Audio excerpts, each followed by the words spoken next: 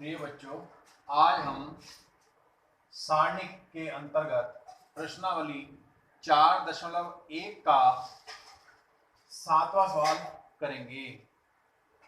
इसके दो पार्ट हैं। इसमें हमें x का मान ज्ञात करना है। फर्स्ट में है दो सारणिक है equal 2 4 5 1 is equal to 2x 4 6x।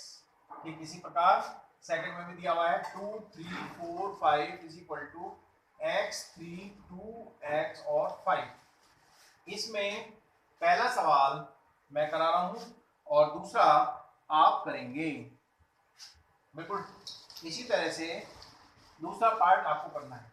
तो देखिए, ये हमारे सारणी है। कल पिछले उसमें मैंने बताया था कि इसको कैसे खोलेंगे। पहले हम करेंगे 2 into 1 minus 5 into 4 is equal to 2x into x minus 6 into 4।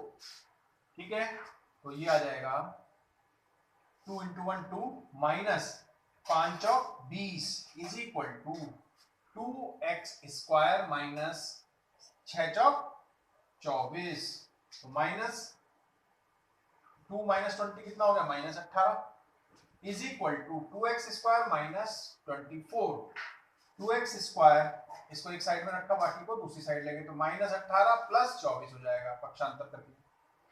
2x square is equal to 24 में से 18 गए 6। यहाँ पर आ जाएगा x square is equal to जो 2 है वो 6 के नीचे चला जाएगा, यानी कि 2 तिया 6।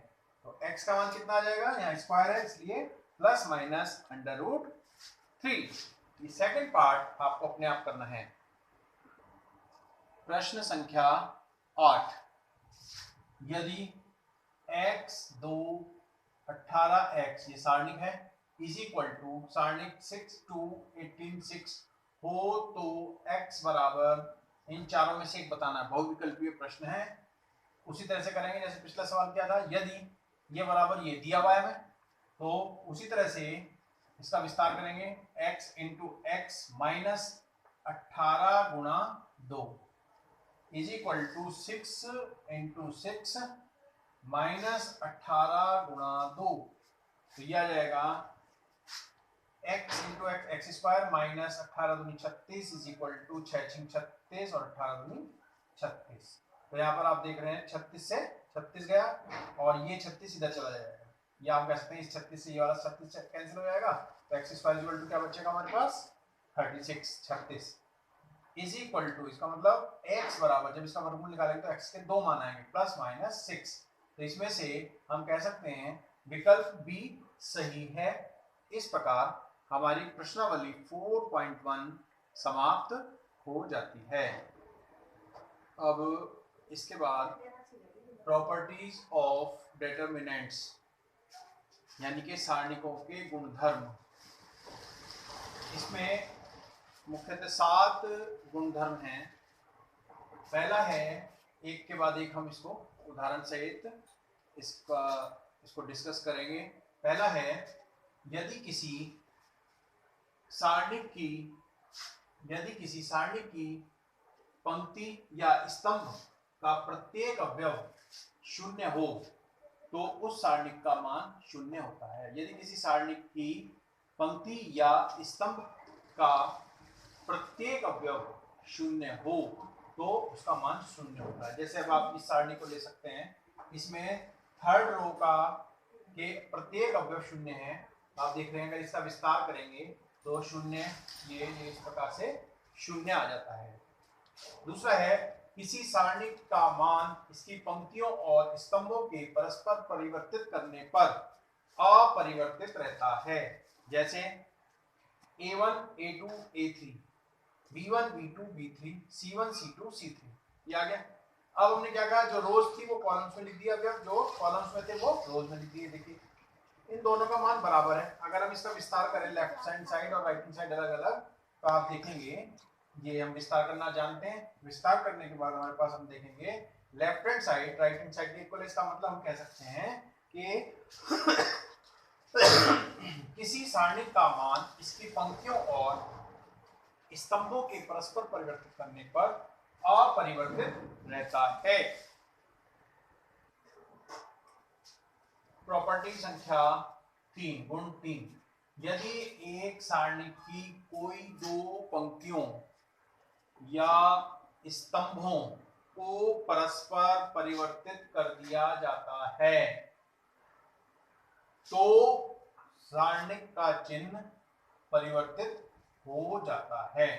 अर्थात यदि प्लस है तो माइनस हो जाएगा और माइनस है तो प्लस हो जाएगा। तो देखिए एग्जांपल है ये a1 2/2 का हमने सारणी किया, a1 b1 a2 b2 is equal to a1 into b2 minus a2 into b1।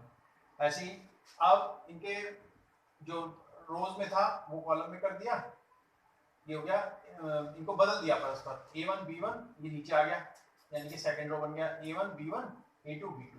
इसमें क्या आएगा a2 b1 minus a1 b2, तो ये आ गया। अब इसमें माइनस कॉमन लिया तो क्या आया हमारे पास a1 b2 minus a2 b1। तो आप देख रहे हैं इनकी वैल्यू बराबर है लेकिन चिन्ह बदल गया, अर्थात ये सारणी में कोई स्तंभ या कॉलम परस्पर बदल दिए जाएं, है ना, यदि एक सारणी की कोई दो पंक्तियां या स्तंभ को परस्पर परिवर्तित कर दिया जाता है तो सारणी का चिन्ह बदल जाता है। ठीक है। फोर्थ प्रॉपर्टी, यदि किसी सारणिक में दो पंक्तियां या दो स्तंभ समान हो तो सारणिक का मान 0 होता है। यानी कि जैसे ये है एक सारणिक दिया है, इसमें आप देख रहे हैं R1 और R2 दोनों के अवयव समान हैं, और तीसरी है A3 B3 और C3 बराबर, इसका मान कितना होगा 0। अगर आप इसका प्रसार करें तो इसका मान कितना आएगा 0 के बराबर आएगा। इसी तरह से हम ये लिख सकते हैं कॉलम वाला, इसमें C1 और C3 समान है, इसके अवयव A1 B1 C1 A1 B1 C1 A2 B2 C2, इसका मान किसके बराबर आ गया, क्या होता है इसके मान 0 के बराबर होता है। प्रॉपर्टी 5, यदि एक सारणिक के किसी एक पंक्ति या स्तंभ के प्रत्येक अवयव को एक अचर राशि यानी कि k से गुणा कर दें, k कुछ भी हो सकता है, गुणा करते हैं तो उसका मान भी k से गुणित हो जाता है। तो इसमें मान लिया हमने कोई सारणी लिया a बराबर 1 2 3 2 5 4 1 0 2, और इसे सॉल्व करने पे, इसके प्रसार करने पर इसका मान आता है -5। तो पंक्ति एक के अवयवों को k से गुणा करते हैं जैसा उसने कहा, तो इसमें हमने पहले अवयव को k से गुणा किया, तो और इसके अनुसार हमने इसका प्रसार कर दिया, जैसे k इंटू 5 4 0 2 2k माइनस के 2k इंटू 2 4 1 2 3k इंटू 2 5 1 0। ठीक है, तो डिटरमिनेंट ऑफ a इसको सॉल्व करके ये आ गया। तो यहाँ आप देख रहे हैं ये आया -5k is equal to k into -5, और k is equal to k into ये किसका मान है -5 है, डिटरमिनेंट ऑफ a। तो हम कह सकते हैं यदि एक सारणी के किसी एक पंक्ति या स्तंभ के प्रत्येक अवयव को k से गुणा करने पर उसका मान भी k से गुणित हो जाता है। इस सारणी का मान भी हमारा किससे गुणित हो गया, k से गुणित हो जाता है, उससे गुणा हो जाता है। ठीक है। अब इसमें ये बात ध्यान रखेंगे, एक सारणी की किसी एक पंक्ति या स्तंभों से सार्व उभयनिष्ठ गुणनखंड बाहर निकाल सकते हैं। यानी कि हम किसी भी पंक्ति से, जैसे हमने k से गुणा करी थी, तो हम k को हम बाहर भी निकाल सकते हैं, लेकिन ध्यान रखना है किसी पंक्ति या स्तंभ से एक बार में एक राशि कॉमन ली जा सकती है, एक रो या एक कॉलम में से। ठीक है। दूसरी बात है, यदि एक सारणी की किसी दो पंक्तियों या स्तंभों के संगत अवयव समानुपाती हैं तब उनका मान 0 होता है। जैसे मान लिया ये सारणी है हमारे पास, determinant a1 a2 a3 b1 b2 b3 और k a1 k a2 k a3, तो आप देख रहे हैं ये और ये इनका जो अनुपात है वो समान होगा प्रत्येक उसमें। ठीक है ना, तो इसे कहेंगे हम समानुपाती। तो इसका मान क्या होगा 0 होगा। ऐसे सारणिकों का मान क्या होता है 0 होता है। ठीक है। सिक्स प्रॉपर्टी है, यदि एक सारणी की एक पंक्ति या स्तंभ के कुछ या सभी अवयव दो या अधिक पदों के योगफल के रूप में व्यक्त हों तो सारणिक को दो या अधिक सारणिकों के योगफल के रूप में व्यक्त किया जा सकता है।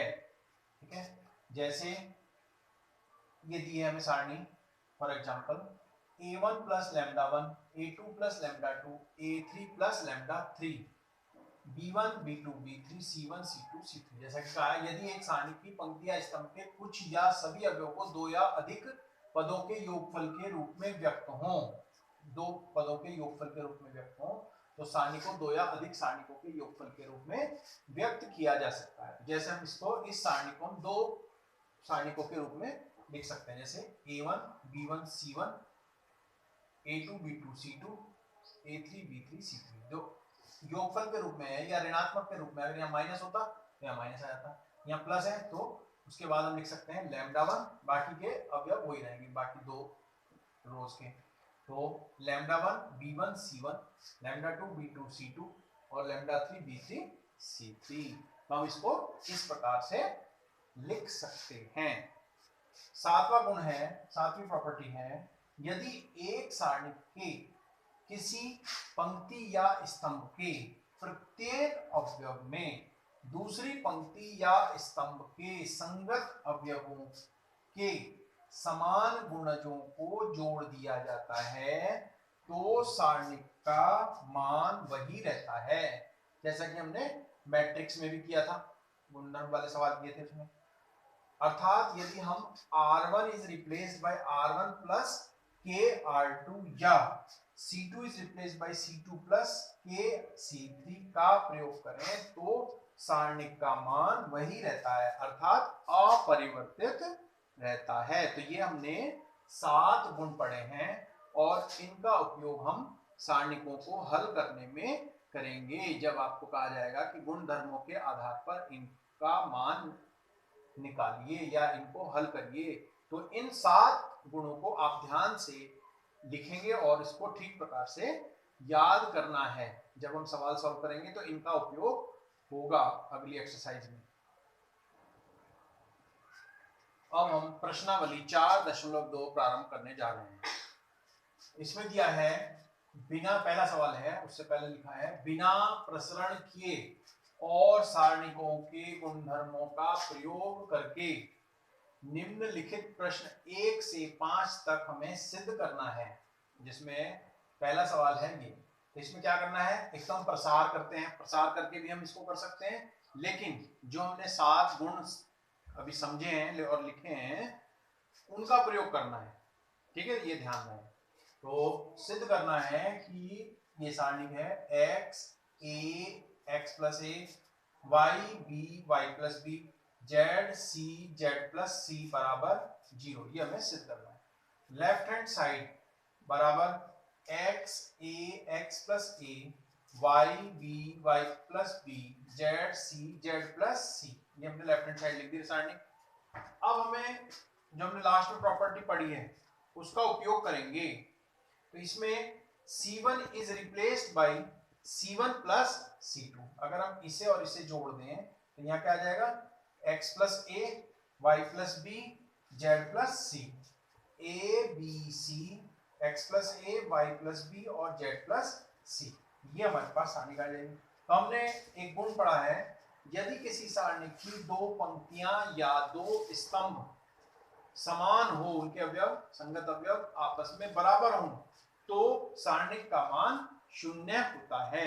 इसलिए हमने इस पूरे सारणिक का मान, आप देख रहे हैं C1 और C3 दोनों के अवयव, संगत अवयव आपस में बराबर है, अर्थात दोनों कॉलम आपस में बराबर हैं। इसलिए इसको हम डायरेक्ट इस गुणधर्म के आधार पर इसका मान डायरेक्ट हम 0 रख सकते हैं, जो कि हमारी राइट हैंड साइड है। इस प्रकार यह सवाल सिद्ध हो जाता है।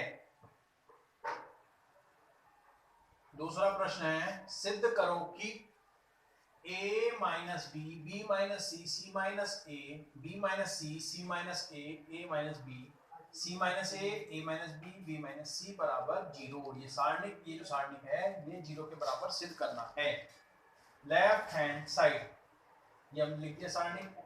अब यदि हम c1 is replaced by c1 plus c2 plus c3, या हम कर सकते थे r1 is replaced by r1 plus r2 plus r3। आप देखेंगे ये हमने जोड़ा और c1 के स्थान पर रखा। हम इसे सॉल्व करने के बाद देखिए a से a कैंसिल हुआ, b से b कैंसिल हुआ, c से c। तो इसी तरह से प्रत्येक अवयव इसमें शून्य हो जाता है, तो पहला कॉलम इसमें शून्य हो जाता है।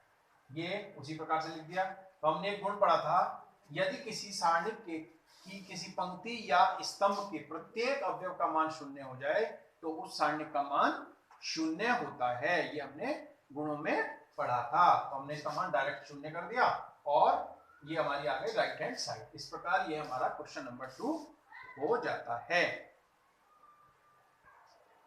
प्रश्न संख्या 3, सिद्ध कीजिए कि 2 7 65 3 8 75 5 9 86 is equal to 0। Left hand side ये हमने सारणिक लिख दिया। इसमें हम c3 is replaced by c3 minus c1 यदि करें तो हमारे पास आ जाएगा यहाँ पर 63 72 और 81। इसमें से हमने c1 को घटाया, 2 घटाया तो 63 आ गया, 75 में से 3 घटाया तो 72 आ गया और 86 में से 5 घटाया तो 81 आ गया।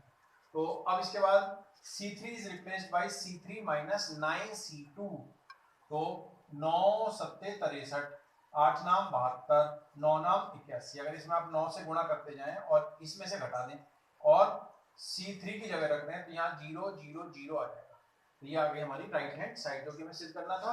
इसका कारण क्या है, यदि किसी सारणिक के किसी स्तंभ या पंक्ति में प्रत्येक अवयव शून्य हो जाए तो उसका मान शून्य होता है। तो इस प्रकार से हमने गुणधर्मों का प्रयोग करके यह सवाल सिद्ध कर दिया।